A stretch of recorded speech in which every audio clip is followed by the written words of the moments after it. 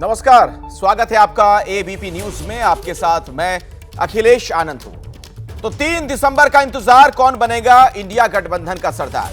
क्योंकि जब 5 राज्यों के चुनावी नतीजे आएंगे तो अपने साथ कई सवाल भी लाएंगे। और सबसे बड़ा सवाल ये, अगर कांग्रेस जीती तो क्या इंडिया गठबंधन को उसकी लीडरशिप मंजूर होगी?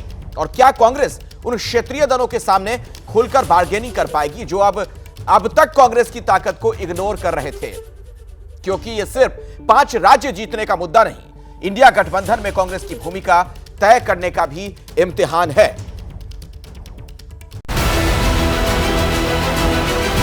तो 88 से 112 सीटें बीजेपी को मिल सकती हैं। कांग्रेस की बात करें तो 113 से 137 सीटें यहां कांग्रेस को मिल सकती है। और यहां पर कांग्रेस जो है वो लीड करती हुई दिखाई दे रही है।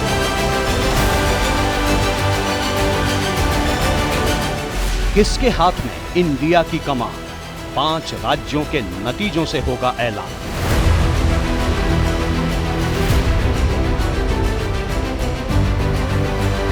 एग्जिट पोल में कांग्रेस को बढ़त, हार जीत से तय होगा सीटों का गणित। 36 से 48 सीटें बीजेपी को मिल सकती हैं। 41 से 53 सीटों का आंकड़ा कांग्रेस के खाते में। 5 राज्य तो झांकी है, कांग्रेस की सबसे बड़ी परीक्षा बाकी है।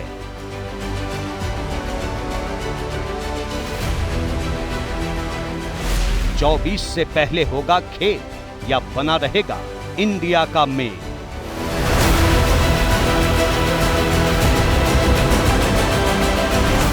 गठबंधन का सबसे बड़ा क्लेश, कांग्रेस की लीडरशिप कबूल करेंगे अखिलेश?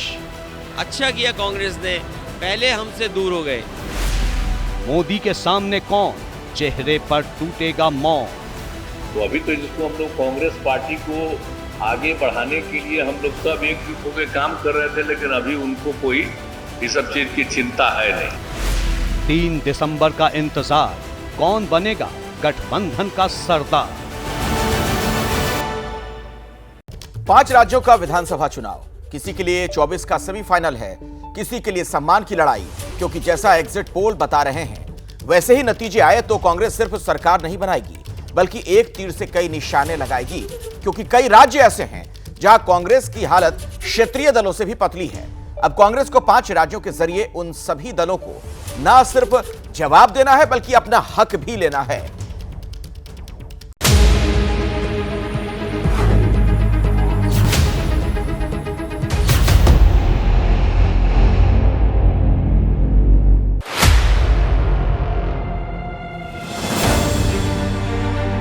कांग्रेस को भी वोट मत देना, बहुत चालू पार्टी है कांग्रेस। सावधान रहोगे कि नहीं रहोगे? दोनों पार्टियों ने गदर मचा रखा था, दोनों पार्टियों में सेटिंग थी। 5 साल तुम लूटो, 5 साल हम लूटेंगे। फिर ऊपर वाले ने एक चमत्कार किया और एक नई पार्टी आई, आम आदमी पार्टी। तो अभी तो जिसको हम लोग कांग्रेस पार्टी को आगे बढ़ाने के लिए हम लोग सब एकजुट होकर काम कर रहे थे, लेकिन अभी उनको कोई इस सब चीज की चिंता है नहीं। अभी तो लगे हुए हैं 5 राज्य के चुनाव, इसलिए 5 राज्य का चुनाव होगा, उसके बाद अपने सबको बुलावेंगे। आजकल कभी कोई चर्चा नहीं हो रही। अगर 3 दिसंबर को एग्जिट पोल के नतीजे आंकड़ों में तब्दील हुए तो क्या तब भी अखिलेश यादव के सुर ऐसे ही रहेंगे? बहुत चालू पार्टी है कांग्रेस। अगर 5 में से 3 या 4 राज्यों पर कांग्रेस ने कब्जा जमा लिया तो क्या तब भी अरविंद केजरीवाल कांग्रेस की ईमानदारी पर ऐसे ही सवाल उठाएंगे? 5 साल तुम लूटो, 5 साल हम लूटेंगे।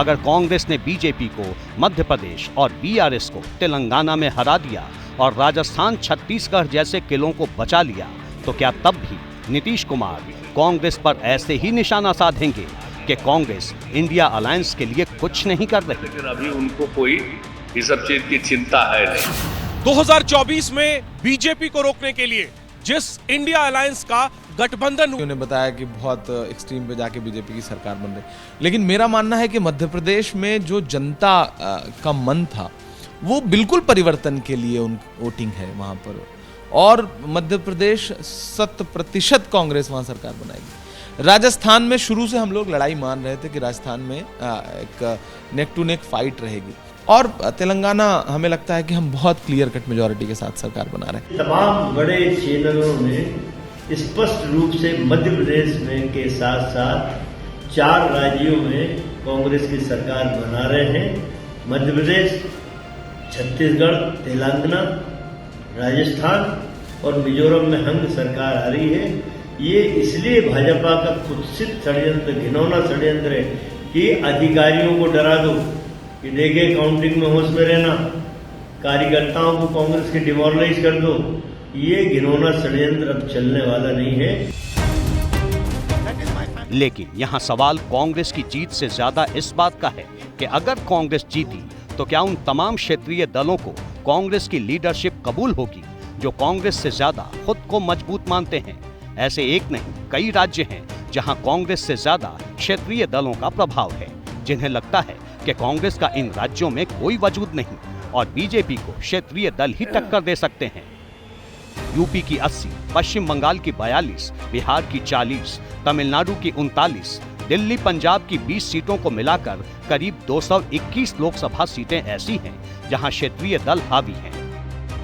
अब कांग्रेस को इन सभी क्षेत्रीय दलों को जवाब देना है और ये साबित करना है कि अगर बीजेपी को 2024 में रोकना है तो कांग्रेस को साथ लेकर चलना होगा। जिन राज्यों में क्षेत्रीय दलों का प्रभाव है, इसमें सबसे बड़ा राज्य है उत्तर प्रदेश, जहां लोकसभा की 80 सीटें हैं। राजनीति के कई पंडित यहाँ तक कहते हैं कि जो यूपी जीत लेता है उसका दिल्ली में सरकार बनाने का रास्ता बहुत साफ हो जाता है, और ये बात 2014 और 19 में भाजपा साफ भी कर चुकी है। 2024 में बीजेपी को टक्कर देने के लिए जो इंडिया गठबंधन बना है, उसका सबसे अहम और सबसे बड़ा द्वार उत्तर प्रदेश ही है, और इसी उत्तर प्रदेश में उसकी सबसे ज्यादा मुश्किल बढ़ी है। इसकी सबसे बड़ी वजह है समाजवादी पार्टी और कांग्रेस की तकरार, जो मध्य प्रदेश विधानसभा चुनाव में इस कदर बढ़ी कि अखिलेश यादव ने 2024 में कांग्रेस को सबक सिखाने की बात कह दी। वैसे कमलनाथ ने भी समाजवादी पार्टी को भड़काने में कोई कसर नहीं छोड़ी। अरे भाई छोड़ो अखिलेश, आप बताओ, हम कोई नाराजगी नहीं है किसी से, लेकिन हम ये मानते हैं, ये स्वीकार करते हैं कि 80 साल के जो लोग होंगे वो कभी कभी पहचानेंगे नहीं। ये गलती हमारी है कि 80 साल के लोगों पे हम लोग भरोसा कर लिए कि वो हमें पहचान रहे होंगे। इसी तल्खी की वजह से यूपी में इंडिया गठबंधन पर ग्रहण लगता दिखाई दे रहा है, क्योंकि मध्य प्रदेश में तकरार के बाद समाजवादी पार्टी ने यहां तक कह दिया था कि वो यूपी की 80 में से 65 सीटों पर खुद चुनाव लड़ेगी, सिर्फ 15 सीटें ही गठबंधन के लिए छोड़ेगी, जिसमें आरएलडी के साथ समाजवादी पार्टी का पहले से ही गठबंधन है। ऐसे में अगर कांग्रेस गठबंधन का हिस्सा बनती है तो उसे इन 15 सीटों में ही खुद को एडजस्ट करना होगा। समाजवादी पार्टी के इस एकतरफा ऐलान के बाद इस बात पर बहस छिड़ गई थी कि समाजवादी पार्टी कांग्रेस से मध्य प्रदेश का बदला लेने के लिए ऐसा कह रही है। ये बात किसी से छिपी नहीं है कि यूपी में कांग्रेस की स्थिति ज्यादा ठीक नहीं है। 2019 में वो सिर्फ एक ही सीट जीत पाई थी और 2024 में उसे अगर समाजवादी पार्टी का साथ नहीं मिला तो ये एक सीट भी खतरे में आ सकती है। हालांकि कुछ जानकार मानते हैं कि अगर विधानसभा चुनाव कांग्रेस बड़े मार्जिन से जीतती है तो वो यूपी में बेहतर बार्गेनिंग कर सकती है और समाजवादी पार्टी भी इससे इनकार नहीं कर पाएगी। लेकिन ये तभी होगा जब एग्जिट पोल नतीजों में तब्दील होंगे।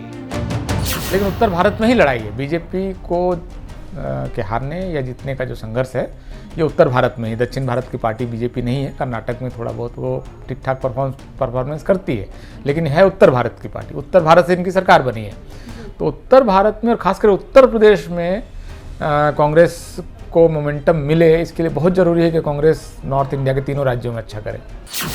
समाजवादी पार्टी के साथ साथ कांग्रेस को आम आदमी पार्टी से भी सौदेबाजी का मौका मिल सकता है, क्योंकि इन विधानसभा चुनाव में कांग्रेस को आम आदमी पार्टी की चुनौती का भी सामना करना पड़ा है।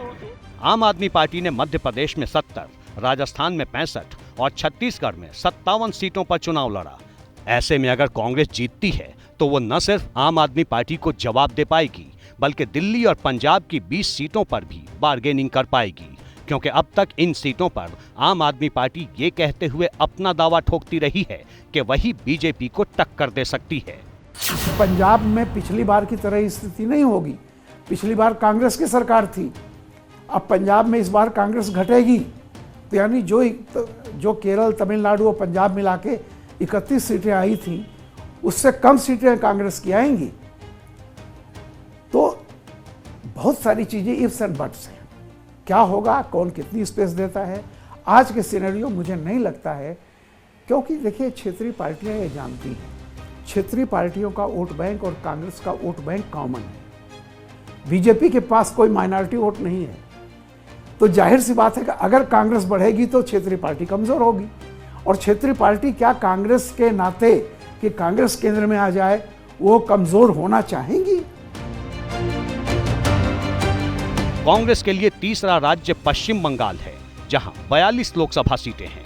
इस राज्य में कांग्रेस की स्थिति ज्यादा अच्छी नहीं है। यहां लंबे समय से तृणमूल कांग्रेस सत्ता में है, लेकिन मुश्किल ये है कि इंडिया गठबंधन में शामिल कांग्रेस और लेफ्ट दोनों के लिए ममता बनर्जी ज्यादा सीटें छोड़ने को तैयार नहीं।